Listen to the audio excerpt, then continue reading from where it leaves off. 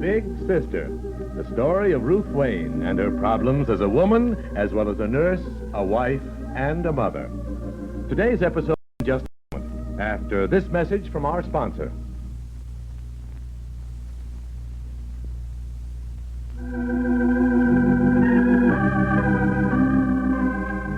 For many years now, Ruth Wayne, Big Sister, has been helping others with their difficulties.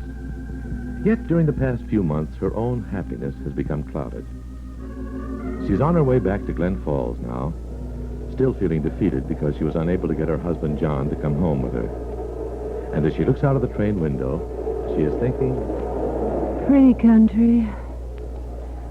Or is it just because I'm in a train moving, things always look different from a train, just as they always look different afterwards.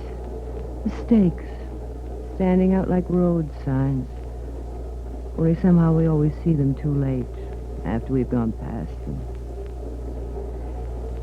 Was it a mistake to go to New York? Would he have come back if I hadn't pressed him?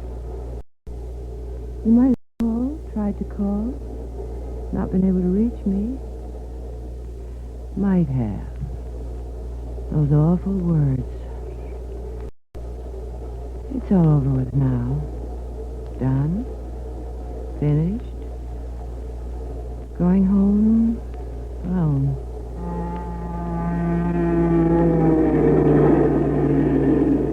worn out, her eyes closed and her head sinks back against the dusty cushion. She sleeps. But even there in sleep, the same thoughts pursue her. The thought of what might have been. The same room and the same hotel she just left. The hands of the clock pointing again to the hour when she must leave. But this time... Come in. Oh, Porter, will you take these bags down? John. Yes, Ruth. What are you doing here? Well, you said the 3:30 train, didn't you? Well, yes. There's not much time. Never is, you know. I've got a cab downstairs. My bags are in it. I'll take yours down. You mean you're taking me to the station? To the station and back to Glen Falls. Or you're taking me... Well, it doesn't matter. We're going together. John, wait. Are you sure? Do you know what this means? Yes, Ruth, I know. Oh, John. What can I say? Well, then don't say anything. Not now. Just... Oh, my darling. Just let me hold you close like this for a minute. Oh, my dearest. So long, Ruth. So long. So much too long. That's finished with now, John. Forever. You sure, Ruth? John, how can you ask that, even think it? Because it's something we both have thought of before this, something we may think of again. No, John, no, never, Be never. sure, Ruth. Be sure, really sure. Well, I am, John, surer than I have ever been about anything in my life. Yes, you say that with your lips, but what does your heart say? Ask your heart, Ruth. Do you really want me back? Yes, John, I do. I swear it. Ruth in a train bound for Glen Falls, dreaming. And John lying on an unmade bed in a one-room apartment on Washington Square. Yes, who is it? Fred, John. Fred Davis. Yeah, come on in, Fred. How are you, John? Oh, I'm just fine. Wonderful. How are you? You don't look it. I mean, well, that was an awful bad cold you had. Don't let the whiskers fool you. I'm just getting ready for next Christmas. Don't you think there might be a market for a Santa Claus with a real beard? Hey, that's good. You think? No, I don't. Why don't you sit down, Fred? Oh, thanks. Yeah, it is pretty nice of me to ask you to sit down in your own apartment, isn't it? Oh, listen, John, if that's what's bothering you... Look, I've told you a dozen times I was delighted to let you have it. Oh, I know. It's much more convenient for me to stay at the hotel anyway. I mean, well, I'm right there on the job all the time. Well, it's not what's bothering me, but it's why I asked you to come down here. Look, I'm moving out, Fred, back to the hotel. If you still have a room for me, that is. So you can move back here. Well, why, John? I mean, well, what's all the rush? It's much more pleasant down here. Well, maybe that's why, Fred. Because I'm not interested in pleasant surroundings. And maybe because I... Oh, I'm sorry, Fred. I didn't mean to sound ungrateful, because I really do appreciate everything you've done for me, really. All I've done for you, after everything you've done for me. Listen, if I live to be 100... Okay, Fred, let's forget it. I don't know if you know it, but Mrs. Wayne went back to Glen Falls today. Yes, the desk clerk told me she was checking out. And, well, I called her. I wanted to say goodbye. Oh? Well, what'd she say? Oh, nothing very much. Just that she was going back, but that you were going to stay here. Oh, I see. Yes. Well, I told her I was awfully sorry I didn't know about it beforehand, so that we, had a farewell party or something. Well, she said that she probably would be coming back here sometime. Sometime? I see. Yeah, she's a pretty wonderful woman, John. I liked her an awful lot. Yes, quite a few people do. Nothing else, Fred? Nothing about me? No, John. At least she... No, nothing else. I see. Seen any good Shakespeare lately, Fred? Shakespeare? Hmm. Oh, you mean the performances in the park? No, not The Tempest. Julius Caesar. The fault, dear Brutus, lies not in our stars, but in ourselves. That we are under. Oh, yeah, I remember that. Well, don't just remember it, Fred. Have 100 copies printed in bulletin-sized type. And any time you hear anyone complaining about bad breaks, tough luck, you just have one. There isn't any such thing as a bad break. You know that, don't you, Fred? Except the bad breaks we make for ourselves. Yeah, I suppose that's true, John. Suppose I'm telling you it's true. Oh, I'm not arguing with you. It's just that... Now, look, John. Look, why all the rush about coming back to the hotel? Now, why don't you stay on here for another couple of days? Look, I really don't need the place. Honest. You sure, Fred? Well, of course I'm sure. Well, maybe I will. For just another few days. Somehow, I don't know. I just don't seem to have the energy to go anywhere or do anything right now.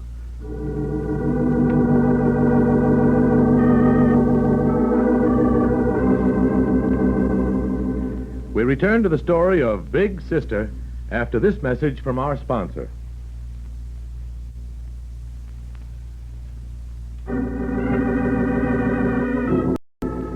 And now to Glen Falls, to the railroad station where the last train for New York is due in a few minutes, and where Diane Carville is counting those minutes as a prisoner counts the days of his release. Diane! Diane! Father. Are you going somewhere? Yes, Dad, now that you mention it, I am. You came home a little earlier than I thought you would. Too bad we could have avoided this. Oh, there's not going to be any scene, Diane. There was just one question I had to ask you. Yes? Why are you going, Diane? Why? Why? That's really funny, knowing how I felt about him all these years. Yes, I do know. The things you've said, anyway. That you love him, can't live without him. But there's something that you know, too. That John doesn't want you. Never has and never will. Oh, you're wrong, Father. He just doesn't know he does. And you're going to tell him, eh? Yes. Of course I'm going to tell him. I waited, didn't I? I was going to go after him right after he left Glen Falls, but you asked me to wait, and I did. Well, Ruth had her chance, and what happened? You knew it was going to happen, and so did I.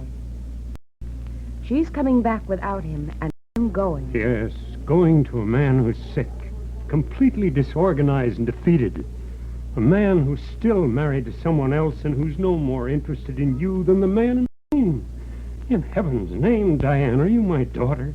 Haven't you any shred of dignity or pride? Oh, go on, Dad. There's a lot more. Say it. I'm a fool. I'm an ingrate. I'm running out on you when you need me most. I'm hurting you, Ruth, as well as myself and John. Now just stand there. Say it. You really would like me to, wouldn't you? You'd like me to hurt you really badly the way you're hurting me. And then we'd be all square, and you could forget about it and just think about yourself and John. But I'm not going to say any more, Diane. And I'm sorry I said what I did. But if you do go through with this, go to him, it will be my fault. Because in some way I've failed as a father. Will you stop that? It's not your fault. No, it's not.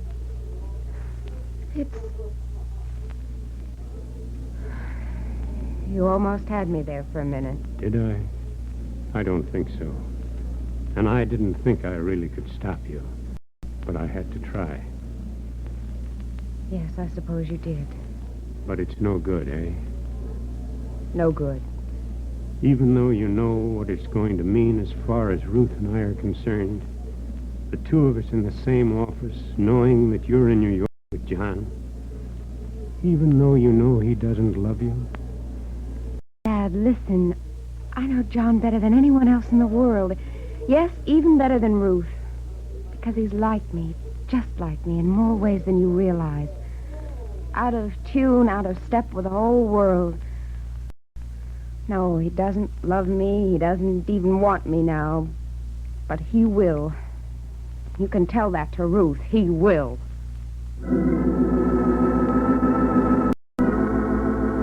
Standing there looking at Diane, Dr. Carvel strives desperately to find something else to say, something that may touch this daughter of his. But before he can find the words, the train thunders to the station and stops. And as Diane moves toward it, he knows, as he has known all along, that it is useless.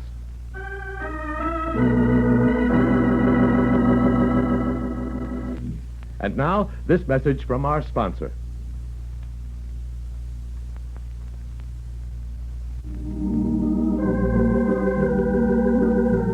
Listen tomorrow on the station to Big Sister. This has been a production of Nana Radio. Howard Petrie speaking.